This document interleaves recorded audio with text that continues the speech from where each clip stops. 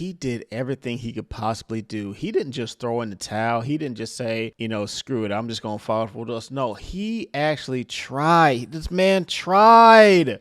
He went to therapy. He tried everything that he could. But when you finally get to a point where it's like, look, I've tried this, that, and the third, and none of this is working. I can't do it no more. I waved the white flag. I'm done. I'm moving on. I cannot do this anymore. I am finished. Are you able to forgive? I started with myself, my mother, some people in my family that some foul things happen. As family, those things should happen, but I don't know how you forgive somebody who had a malicious intent.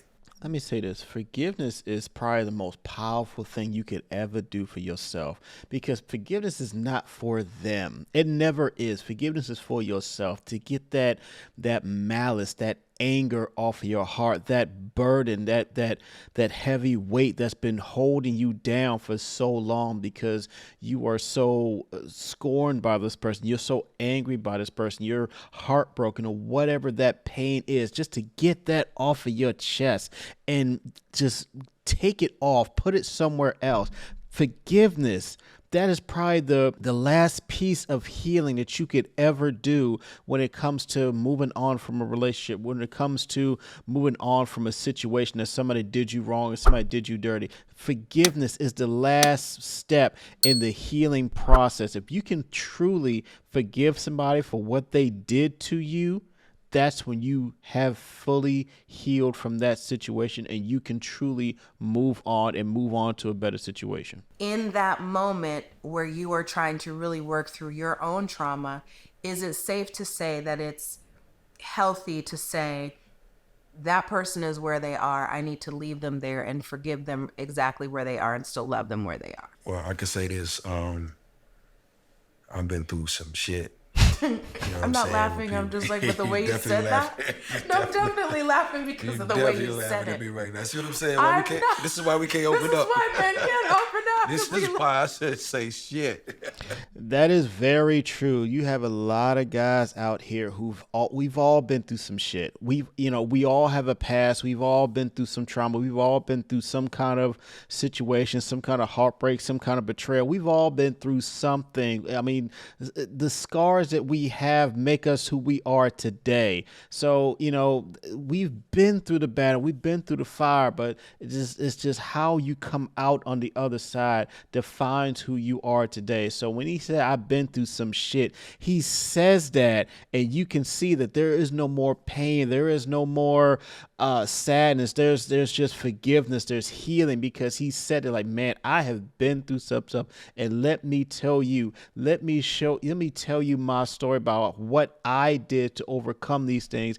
And maybe this situation, maybe my story will help you in your journey, will help show you that there is a path to healing. There is a path to forgiveness. There is a path forward after you have dealt with something. I'm laughing because of your face when you said it. I want to know what I know. I've been through some shit, and I've been through some shit with people I really love. What's the worst thing someone's ever done to you? I mean, left me and my lords. I thought I'd take care of them the whole time. Like, crossing me out. I mean, try to line me up, get me knocked off.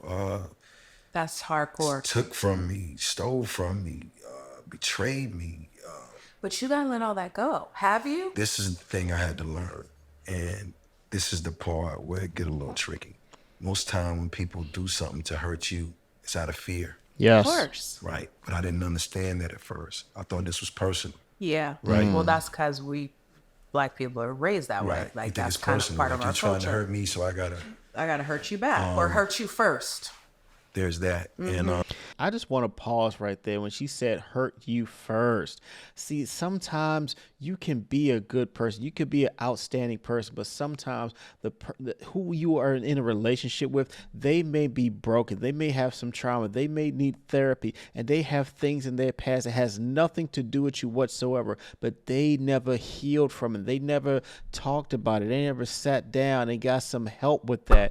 And because of that, they try to hurt you first, because in their mind, they think that you are going to hurt them, but you're just trying to go along in a relationship. You're not really doing anything. You have no malintent with this person whatsoever. But the fact that they think that because they've been hurt in the past, because they've been heartbroken in the past, or they've been cheated on, or whatever, they try to hurt you first. And you have to sit back and think to yourself, I didn't do anything to them. Why are they doing this to me? And it's nothing to do with you. It is nothing personal. 9 times out of 10 is because that person themselves, they are broken. They need to heal from their trauma. And until they do, they will never, ever be a person who will ever be in a situation to be in a real relationship, a healthy relationship, because they will always continue to move through this life broken. I think when I started to realize that it was out of fear, that softened the blow. Like, God damn, them niggas did me dirty, man. Like, just like, I don't understand it. That's good Right. that you have that still in you. Because to me, that's a part of who you are. You gotta always keep teeth. Yeah. You gotta always keep teeth. Well, let me say this. The thing that I had to come to grips with is that no matter how dirty I feel like they done me, they probably never thought about that another day in their life. It probably didn't even matter to them. It was business as usual. And the thing that I've been living with is the fact that every day, which has probably been for the last decade, You think about it. I think about it, and I'm the one that's being affected by it. You're hurting. I'm the one that's hurting. So to me, that seems like the worst. last thing that you need to reconcile. Yeah, that's the last piece. Think about what he said. He said that, he's still dealing with that pain, but the people that hurt him, the people that did him dirty, the people that did him wrong, they just go on about their lives as if nothing ever happened. They just went to sleep just fine. They just moved on, went on about the next day. They don't even think about what you did to them. Sometimes somebody does you dirty. They have no idea. They have no care in the world what they did. They don't even think about it. They just go on to the next person and probably continue that cycle over and over again. But you're still there. You're still stuck. You're still kind of taking it in, internalizing it, and you are hurt by this person, especially someone who you trust, especially someone who you may have loved.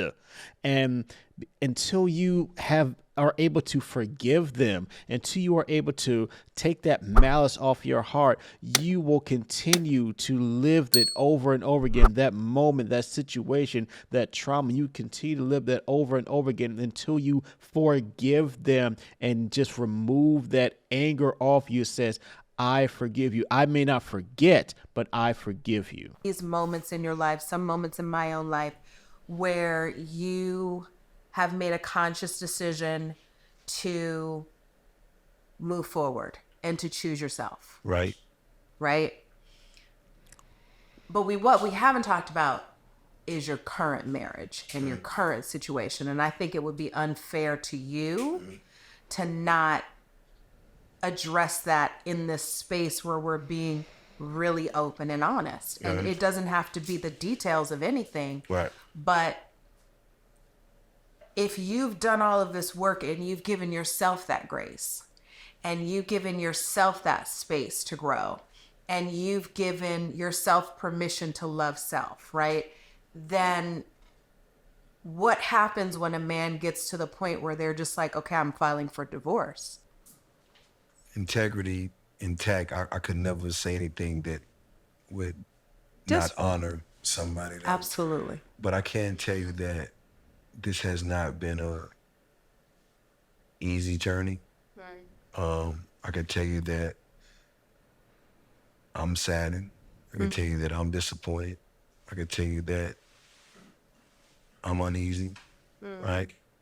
But again, like, God has put me in a different path, and that path is going to entail for me to take care of myself and to love myself and to be in the best situation that I can thrive as someone who's been through all the things that I've been through. It's kind of something you can't explain. Yeah, you can't. The real thing is, like, I don't like to fail in anything. Me either. Yes, that is the biggest fear for men, is failure. Failure because, you marry a person, you think that this is your your person who you're going to be with for a long haul, who you're going to grow old with, who you're going to go to the grave with. This is who you choose to marry. And the fact that not only did the divorce happen, but it is a failure on your record. That is men's biggest fear is failure in your job, failure in your finances, failure in your relationships, failure in a divorce. Jeezy is in his mid 40s and finally decided to marry someone, finally decided to marry Jeannie Mai. And the fact that it ended so soon, I mean, it progressed so quickly, but the fact that it ended so soon and he is filing for divorce, when a man files for divorce, the relationship is done. It is over, because men typically do not walk away from relationships. Why? Because we don't like failure. We fear it. So we fear the stigma of just losing our family, losing our relationship, losing a marriage that we built, losing the thing that we built, to have that be a failure on our record. It hurts us to our core. It is a part of our pride, the fact that we have built something, and when it fails, it's just an attack. It's just a gut punch to our pride that we hate. We cannot stand it. And it takes such an emotional toll on us. And we're just like, how did we get here? How did this happen? And sometimes it's not you. Sometimes it's just this person is not who you match with. You're not compatible. You don't get along with each other. You probably don't even like each other on a friendship level. But ultimately, it comes down to, do you have peace in your household?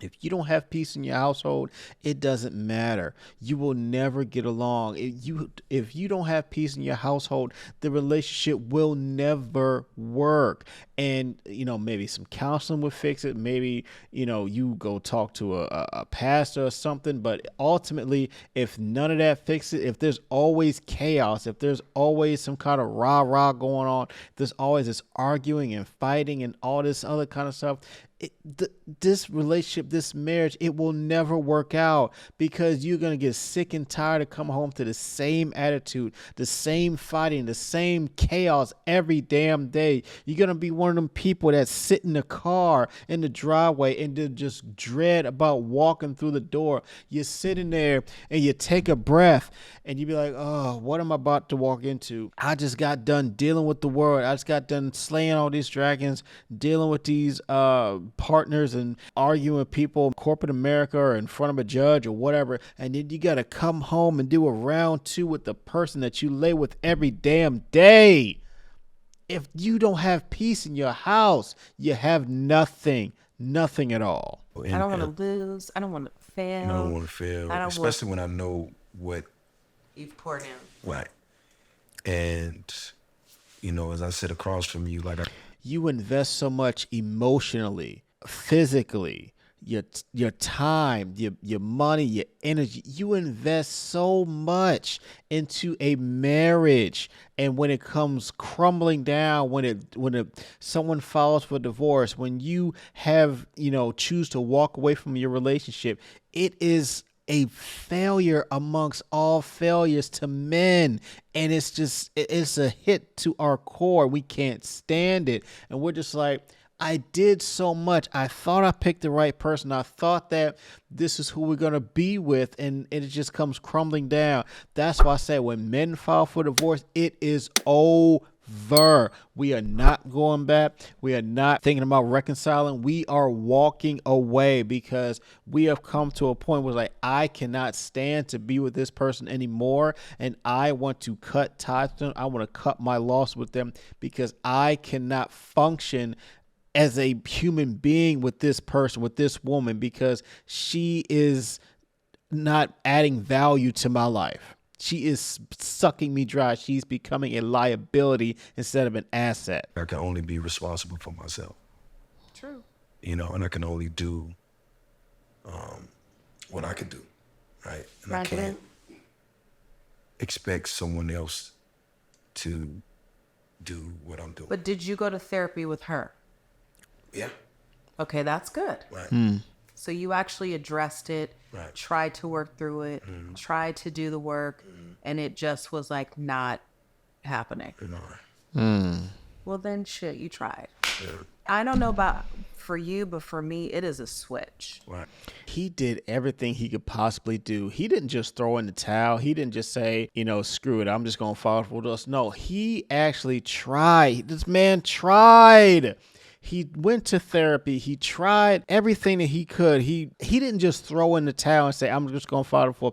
I could hear the pain in his voice when he said he tried everything he could possibly do because he has built all of this for him and his family. As a man of integrity, you don't just go around and then just build your family, build your lifestyle. You build all this stuff just to tear it down yourself. No, you try everything you can to save that, to rectify that, to keep your family intact. But when you finally get to a point where it's like, look, I've tried this, that, and the third, and none of this is working.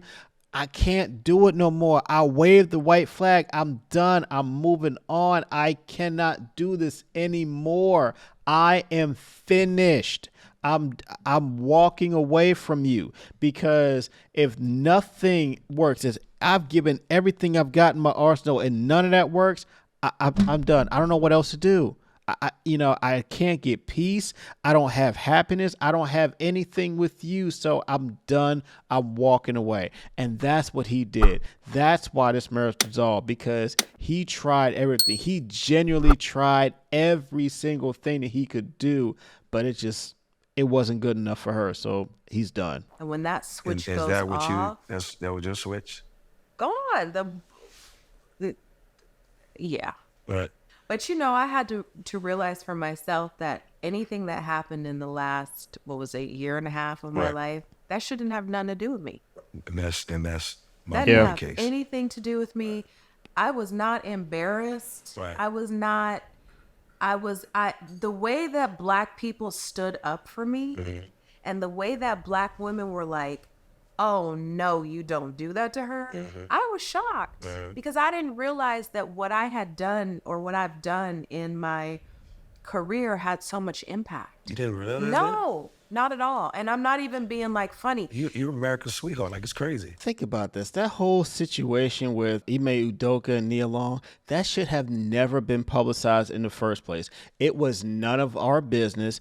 It was between Ime and that woman, and that had nothing to do with Nia Long whatsoever. Her business should have never been put in the public eye. She is completely innocent.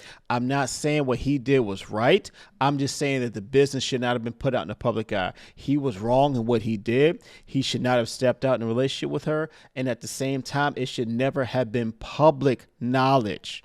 So Nia is like double innocent in this whole situation. And that's why so many people stood behind her, because it's like, it's one thing for her to get cheated on, but it's a whole nother thing when it is publicized, when you have the public embarrassment behind that, and the fact that he was cheating on her with a coworker and all this other kind of stuff. And yet still to this day, that woman's name has not been released, and he's gone on to, coach on another team and all this other kind of stuff. But the fact that she had to deal with that in the public eye, had to answer all these questions to TMZ and all this other kind of stuff, that was just like on a whole new level of embarrassment, and it should have never happened. And she had to deal with that in her own way. I'm sure she probably had to get her own therapy. She had to heal from her own trauma and stuff like that. And she probably has such difficulty even looking this man in the face, because you cheated on me and it was some public embarrassment behind it. So she just got the double whammy. Plus they shared a child together. I think they were engaged at times. So I'm sure it was so much on her to deal with that it took her a while to heal from that process. And, hopefully she has moved on. Hopefully she has forgiven him in this situation. Hopefully she is able to find someone who she can, grow old with and be in a real relationship with, and they'll have to deal with all this public embarrassment and stuff like that. And for Jeezy as well, because, he married Jeannie Mai. He wanted to be in a relationship with her. They have a kid now, and they got a co-parent for the next 17 18 years almost, because that child is almost a newborn. So it's just like, you got to heal from all of this stuff, and until you do, you can't really move on to the next person, the next situation. But anyway, that's all I got for today. Let me know what you guys think in the comments down below. Did I get anything right and get anything wrong? What do you guys think about this conversation? It's very, very enlightening to hear from both of them because they both gone through their own trauma. They both gone through their own public situation out there. There was embarrassment on one side. There was a whole, situation where, Jeezy filed for divorce on his side. And the whole public eye had their opinions about everything, and everybody doing all of this back research and stuff like that. So let me know what you guys think in the comments down below. I really want to hear what you guys think. Like, share, subscribe to the channel. I'll catch you on the next one. Peace.